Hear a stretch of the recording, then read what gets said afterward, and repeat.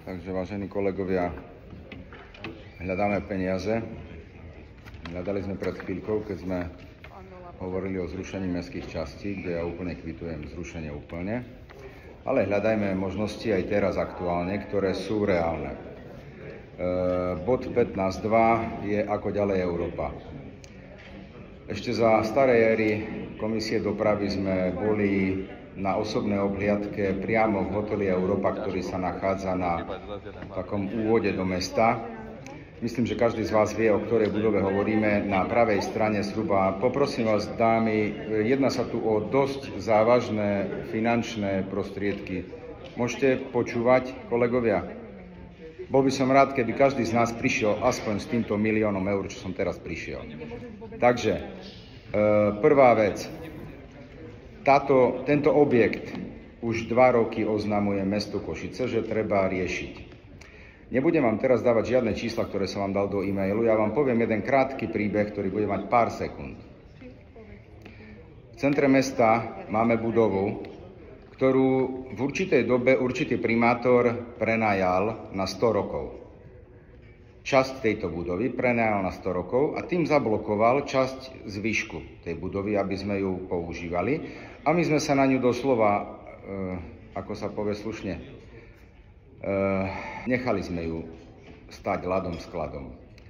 Do dnešného dňa táto budova ohrozuje zdravie a životy našich obyvateľov a nie je funkčná ani využívaná. Je to náš majetok, ktorý niektorý z primátorov ešte predošlých prenajal na 100 rokov.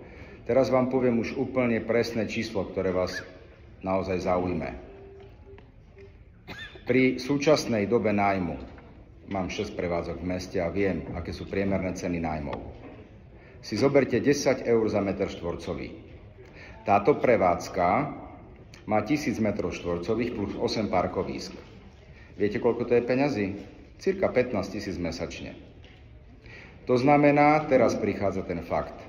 Táto firma, ktorá sídli v našej budove, nám zaplatila za 100 rokov nájmu toľko, ako by pri súčasnej trhovej cene nájmu zaplatila za 2. A oni ho dostali na 100 rokov. Druhý rok upozorňujem mesto a verím, že sa pohne. Tento návrh je veľmi jemný a diplomatický, lebo sú to možno citlivé vzťahy.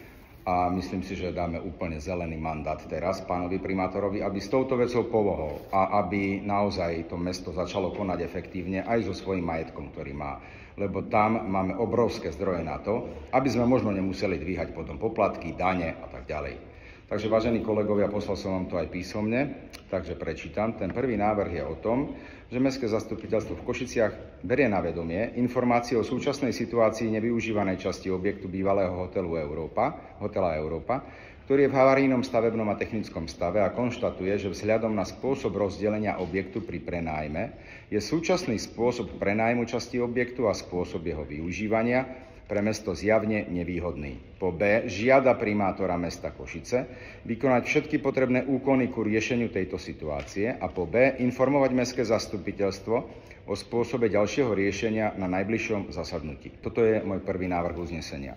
S ním súvisí, keďže som aj stavbár, nielen v majetkovej komisii, aj táto vec, a to je druhé uznesenie, ktoré znie: Mestské zastupiteľstvo v Košiciach žiada primátora mesta Košice, aby mesto Košice okamžite zabezpečilo uplatňovanie koeficientu ročnej sadzby dane zo stavieb 10 pre neudržiavané stavby podľa odseku 3 paragrafu 6 BZN mesta Košice číslo 132 o miestnych daniach.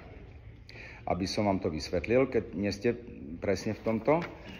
Máme tu budovy, ktoré v centre mesta niekto vlastní. Tieto budovy ohrozujú životy a zdravie našich obyvateľov. A my máme VZN, ktoré ale nevyužívame, a to VZN hovorí o tom, že ak vyzveme daného majiteľa budovy a on s tým neurobí nič, máme právo mu z10-násobiť tú vyrúbenú daň. To znamená, doteraz neexistuje žiaden ťah úradu